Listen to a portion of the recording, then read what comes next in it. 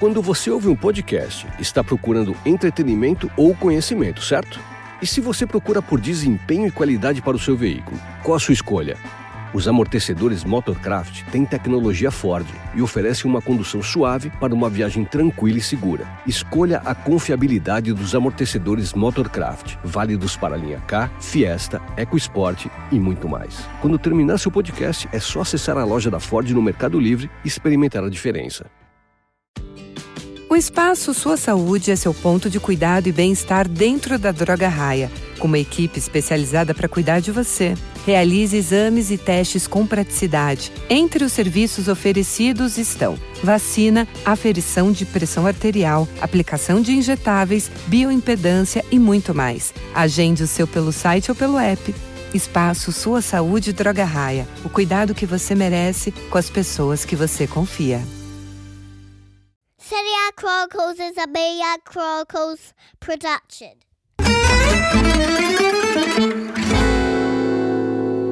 Hello and welcome to another episode of the Serie A Chronicles podcast. I'm Mina Rizuki and I'll be your host for today. As always, I am joined by none other than Nikki Bandini and Patrick Kendrick. Hello to you both. How are you? Good. Swigging tea at the exact moment I'm supposed to be replying. Very well, thank you. Yeah, no tea in sight for me, but there you go. Do you, Patrick, this is an important question actually, as an English native in Italy. Do you drink tea more or coffee? And if you do go with tea, I mean, do you import it? Do you have a supplier? Because it's not always easy to find good tea in Italy. No, I drink coffee when in Italy and tea when back in England. So I save my tea drinking for when I go back to Blighty. There was a time when I used to bring over Yorkshire tea bags. Yeah. But I found that A, it's quite hard to source a kettle here. B, I was too lazy to then heat water up on the stove. And C, the water is quite hard in Milan. So I found that it just didn't have the same taste. So a whole host of reasons why I now drink coffee in Italy and tea only when I'm in England. So you practice the when in Rome type of philosophy in life. It's funny, actually. Do you guys watch... Pretty much. Do you watch Ted Lasso at all? Either of you? I watched a little bit of it, and it's weird because it's the sort of thing I thought I would enjoy. Yeah. I even obviously lived in America for 2 years, and that humour often I enjoy, and I feel like that's sort of, I'm the target market for it.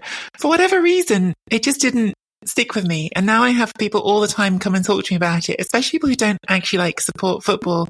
Friends will be like, oh, did you watch that Ted Lasso? Thinking we're going to connect over it. And I'll go, I didn't really love it. So I think I'm an outlier. I don't know. You are an outlier. It's like one of my favourite shows I've ever. never watched. Really? In it, basically. Out of contrariness, I think. I just thought it's American. I'm being told to watch it. You and Gab are soulmates. Like soulmates, you know?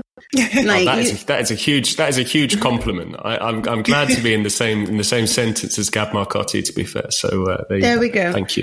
Contrarians to the limit. Anyway, in the show, basically, the reason I brought it up is that basically they're trying to get him to like tea because he's in England, you know? And he's like, why would I drink the juice of leaves? That's exactly how I feel. I'm like, I just hate tea with a passion. I am such a coffee drinker that really? It's true. Oh it's just gosh. soggy water that flavors. No, I hate it. Okay. Now enough about tea. You're both so wrong. Well, to be fair, Patrick didn't say he hated tea, so it's just you that's wrong, actually. Okay. Sorry. It's just you. I'm just wrong. Team tea, hashtag Team Tea, and then Patrick sitting in the middle. Yeah, I'm hashtag... Coffee, yeah. It was really funny because I don't know... It has to be a Neapolitan mocha as well. Oh, a mocha. What about you, Nikki? What's your coffee of choice? See, I don't drink much coffee. Like Patrick, I'm more likely to drink it in Italy, but I don't drink much of it, honestly. I don't... Psycho. Yeah. I don't hate it. I think if I drink a lot of coffee or even much coffee, I tend to get bad stomach. So I just sort of over time decide it's not worth it. But yeah, tea all the way. So I'm a macchiato. Just so I'm clear. Okay. When I say mocha, what I mean is so I get this little round bottom thing, fill it with water. Then I put a little tube, fill it with coffee, screw it on, put it on the hob, and then the coffee sort of bubbles out, basically. I've got it over here. I know what you mean. Isn't mocha chocolate, though? So, to be honest, you mean it. Like, actually, maybe Patrick can clear this up for us. Mocha. When the anglicised mocha involves chocolate, is that just a bastardization of the word? Or is that, I'm pretty sure that's a linguistic calc, to be honest. Yeah. Because But I think that's spelt with a CH, is it? Because in Italian it's spelt with a K. MOKA, unusually. But there you go. So anyway. So I've always drank a macchiato or an espresso, right? But then I lived in Spain because I studied in Madrid, and I became obsessed with cortados, which are like macchiatos, but they have a teeny tiny, like more of a dash of milk rather than the foam of milk, and I love them. And so I sometimes forget because I always order a cortado. So when I go back in Italy and I'm like, un cortado, and he'll be like, what? We're in Italy. I get so offended that I would honestly think to order a Spanish coffee, you know? And he goes, over here we call it a macchiato. And I'm like, yeah, but it's not really a macchiato. It's like kind of, and then I just get into all sorts of trouble. But I digress. Let's discuss the football, guys. I'm really sorry that we have gone into this for so long. It's an important conversation. I am interested to know what the likes of Lopetegui or Antonio Conte would order. But let's talk about the game first, because Juventus took on Milan in what was probably the most boring 45 minutes of a match in the first half that I've ever watched, with teams just not even managing shots on target at this point. This is the first time that I can tell you Juve were the better team in a match, which is quite rare to see these days. Ended in 0-0. We're not surprised by this because, let's be honest, both these teams are in the midst of a collapse. We have been talking endlessly about whether or not Stefano Pioli or Max Allegri would keep their job. Most reports indicate that both of them will be out of a job because their cycles have ended at their respective clubs. So I don't know what to expect in terms of performance from these two sides. Juventus obviously had played midweek and just managed to escape with a narrow victory against Lazio. So coming into this, perhaps I was expecting Milan to be a little bit better, but I've been expecting Milan to show a reaction to all of their losses for a while now, and I've been left quite disappointed. But I guess they do have an alibi in the sense they have many absences. As for Juve, it's the usual. Vlahovic very upset when he was substituted off, and, all kicks off as usual. Now, Nikki, did you watch this match and think to yourself, yes, Allegri and Pioli have to go? Or is there anything that makes you think that they should both keep their jobs? Support for Serie A Chronicles is brought to you by Manscaped, who are the best in men's below-the-waist grooming. Shaving your jewels doesn't have to be risky business anymore, thanks to the Lawnmower 5.0 Ultra. This trimmer is all about keeping things smooth and safe, so you can trim with confidence. Treat your boys down there and join the 10 million men worldwide who trust Manscaped by going to manscaped.com to get 20% off plus free shipping with code Serie A. With Manscaped, it's easy grooming, no surprises. It definitely felt like the end of an era game, didn't it, for both clubs? It felt like the end of maybe a chapter, more appropriate than an era, but it felt like we were coming to the close of something. It felt like two teams at the end of a season that I think, when we all take a step back at the end of the season and look back on it, we might not be quite as damning. We've talked about it before. In the end, second place for Milan, it only feels so bad because Inter are winning the league. I think when they finish second, which I expect they will, that's not going to be some catastrophic result. However, this is in the context of we've just lost the derby to Inter, who won the league against us. We've just gone out of the Europa League to another Italian club for the second season running, and both times perhaps we would have thought we were capable of doing better than that.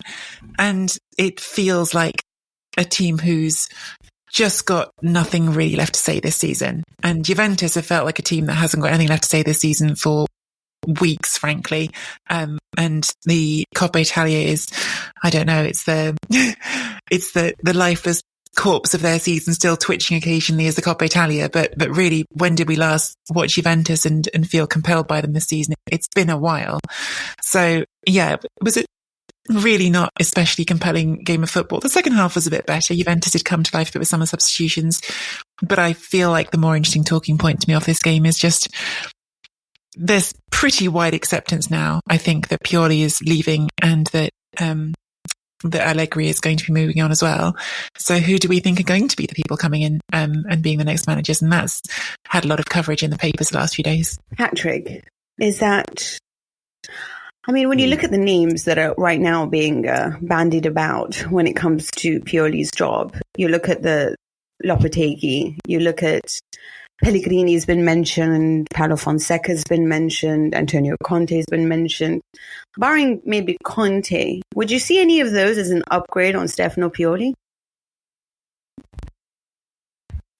I'm a big fan of Stefano Pioli. I think, first of all, we should probably preface this by saying that there's not necessarily equivalency between the situations at Juventus and Milan, in the sense that Pioli came in and found Milan in the doldrums and picked them up and has actually overachieved winning a title. Allegri was dining out on the credit he had from his first spell and was supposed to be a silver bullet to get Juventus back to competing for the Scudetto, and it hasn't worked out. So I think there's probably less sympathy. Both fan bases are a little bit jaded and disillusioned with their respective coaches. But in terms of those names you've mentioned, I find Italy's quite insular, I think is probably the word for it, in the sense that typically foreign coaches don't thrive in Italy.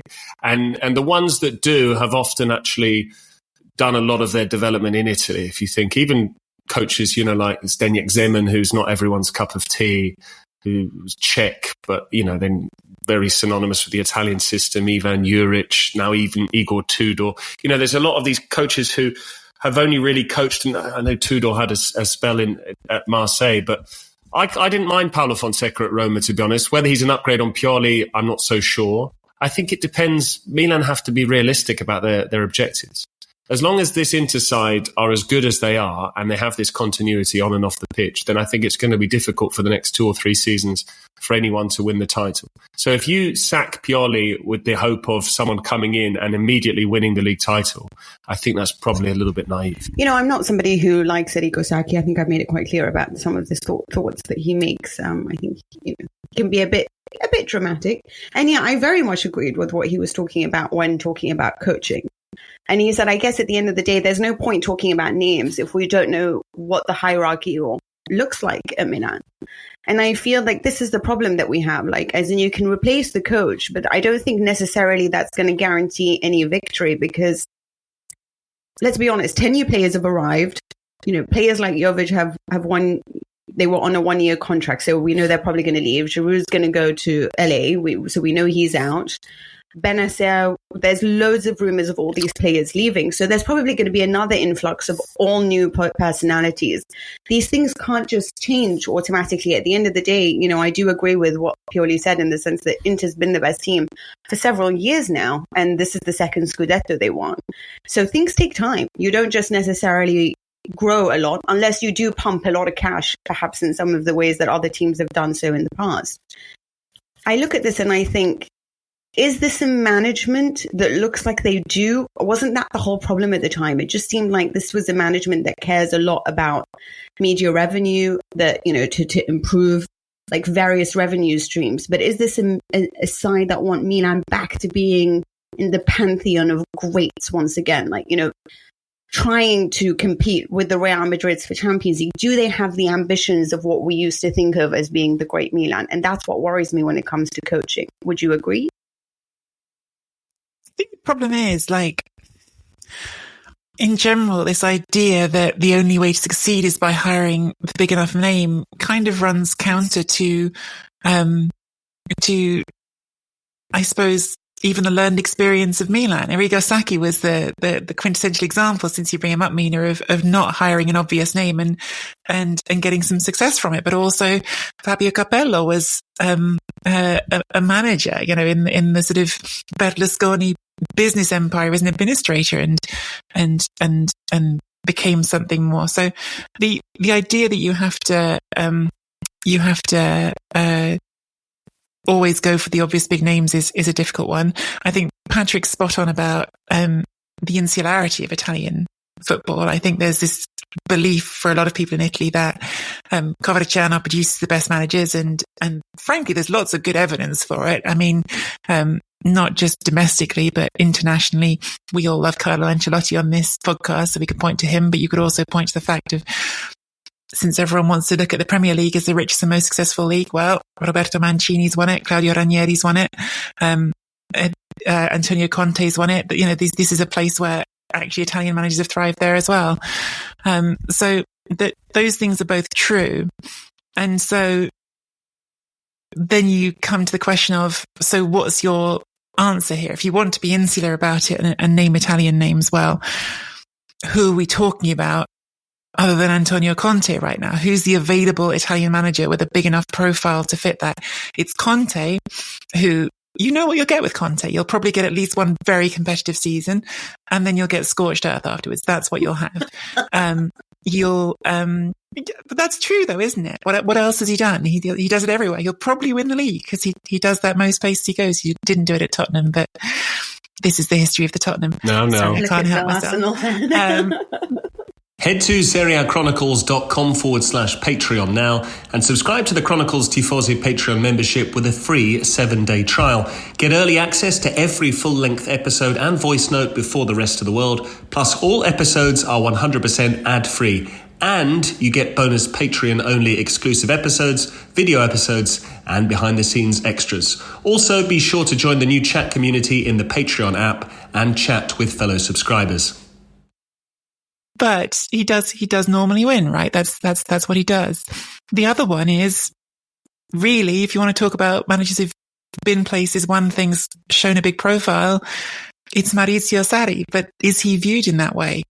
I don't know if he is. He's got his own very specific brand and reputation that I think perhaps would preclude him from being Milan coach. There's trendier picks. There's De Zerbi. Do I personally think De Zerbi would walk in there and win a league title? I don't, honestly. And I actually think if you listen to the noises among Brighton fans recently who have been in love with De Zerbi, still very well appreciative of everything he's done here, there is even here a growing sense of looking around and going, is this project still progressing? And I think that De Zerbi has his limitations for me as his coach. I think he's thrilling, but he's never quite shown to me that he can do that next step of building something really elite. Vicky, you were such a fan. What happened? You're falling out of love with this man. I still enjoy his football, and I think for the clubs of a right profile, he can be a very good manager. But do I think he's a manager to win you a league title? I'm not sure, because his teams are always too open.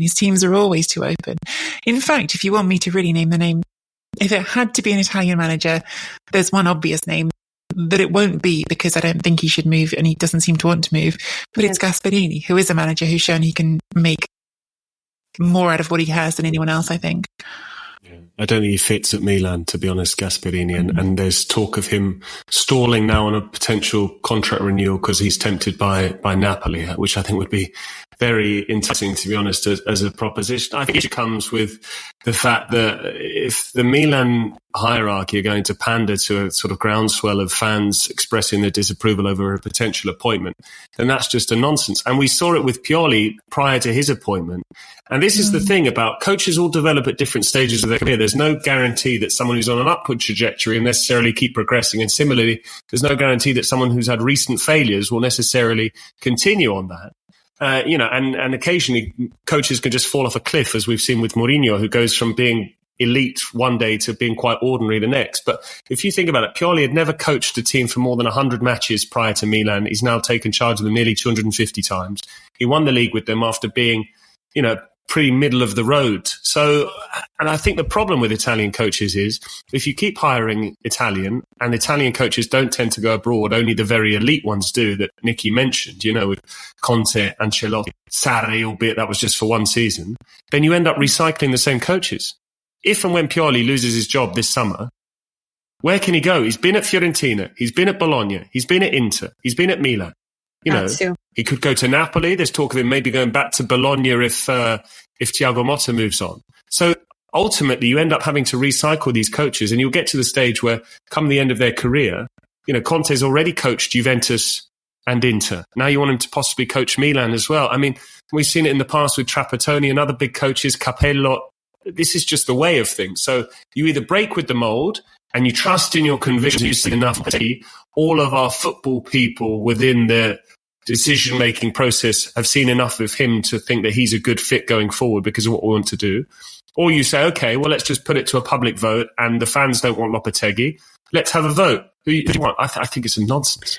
It's interesting. Okay, so just for our listeners, basically what's happened is that there's been a lot of names mentioned with Stefano Pioli's job, Lopetegui being the most, let's say the one that's gotten the most headlines. It seems like Milan had put him as their number one priority. It was going to be Lopetegui, who, by the way, was coach of Spain and did a terrific job, obviously until he was sacked because he agreed to coach Real Madrid. He's since won the Europa League with Sevilla and he went to Wolves. Now, by all means, he's got a great CV. I mean, if you've ever watched him play, he's a very good manager. But perhaps he's not the name. When you hear teams like Sevilla and Wolves, you don't equate Milan with that. And so the fans have since come out on social media and made themselves heard. They've signed petitions of not wanting him. There's a hashtag called Nopetegui because they do not want Julian Lopetegui to be the next coach of Milan. Now, it seems... Do you think there's more to it with Lopetegui? I did want to ask this question because obviously, we've talked about the insularity thing and I think that's valid and it's true. But with Lopetegui, I just wonder if there's something about his reputation and his brand that goes beyond that, because there's the whole thing about the taking the Spain job and then the uproar around the timing of that, and I just wondered about his sort of past missteps and how that's been the way he's affected the way he's been viewed. I think that was more viewed. You can tell agents as well, can't you, from his CV? Mm-hmm. Listen, I think Lopetegui comes with one big problem, which I wouldn't want for Juventus. I always think with a business mind more than I think of a fan mind. And if there's a reason why you ask me, I wouldn't want Lopetegui, the number one reason is his agent is Jorge Mendes. You invite Jorge Mendes into your little, I mean, this is a man, I've actually had dinner with him in Monaco before. I mean, this is a man who basically doesn't just come with a coach who says, this is my client. This is a man who will basically take over your entire club. He will slowly start to infiltrate your transfer market. He will bleed you dry. And it takes a lot for clubs to basically cancel out Jorge Mendes because this is it. He has the sporting director in his pocket or he has a coach in his pocket and then everything will start going through him. All the agent deals will start going through him. You'll find random Portuguese players you've never heard of all of a sudden starting at left back. And so this is where you start to worry with Jorge Mendes. So, but with Lopetegui, just in his defense, what Spain did was horrifying at the time. I cannot believe that they would sack their coach. I didn't recount that very well. It might be worth going back over that for people who haven't. I'm going based on my memory. Now, at the time he was coach of Spain, they were about to either start a World Cup or a Euro. I don't remember. It was a World Cup, yeah. Right? It was 2018. He had done a terrific job at the time to get them into qualifying, and everyone was really impressed with his work. Obviously, none more so than Florentino Perez, who decided that this was a time to, Ronaldo had just left. He wanted to build something special. So let's bring in a coach who can actually start developing these players to take over the absence of Ronaldo, and had spoken to him. And he agreed the job to take over Real Madrid. I don't know why that would affect Spain.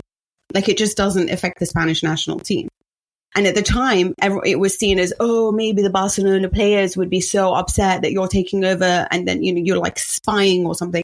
There was this whole thing where they tried to use Barcelona as a scapegoat to sack Lopetegui just before the entire tournament started.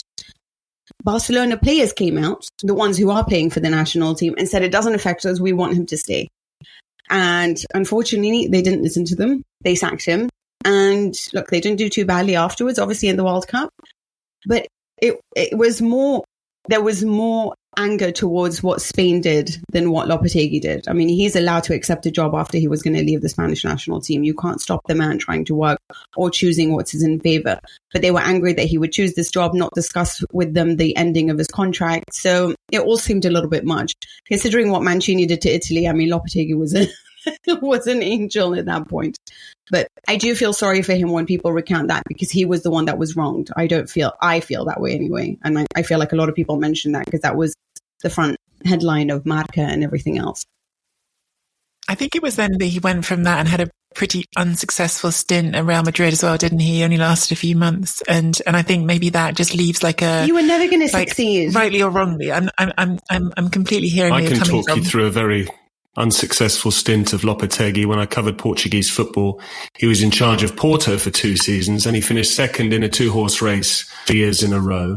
And he was mocked, funny enough, not by Jorge Mendes, his agent, but by another Jorge Jesus, who was Benfica coach at the time, who mocked him, deliberately getting his name wrong, calling him Lopetegui as opposed to Lopetegui. So he was a laughingstock in Portugal. No. Then again, he was Spanish, so exactly. It's a rivalry there as well. But I've never been overly impressed with him, and I think a lot of his work has come from his association with Jorge Mendes. So I also think that, to be very, again, this is the thing that Spanish and Portuguese have. Like, if you get into a Spanish camp, and if in any way, shape or form they think you might be Portuguese, they want to punch you in the face. So there's a weird thing there, yeah? Like, there is some serious racism going on between these two countries, yeah? But with the Real Madrid thing, imagine you're Real Madrid and you've just lost Ronaldo. Like, the team is never going to perform to the same level that you've always played depending on this player up front. And then he leaves. It's not going to be an easy thing. And Perez is the kind of guy who's like, I don't care if the whole team's gone. I want my team to win the Champions League.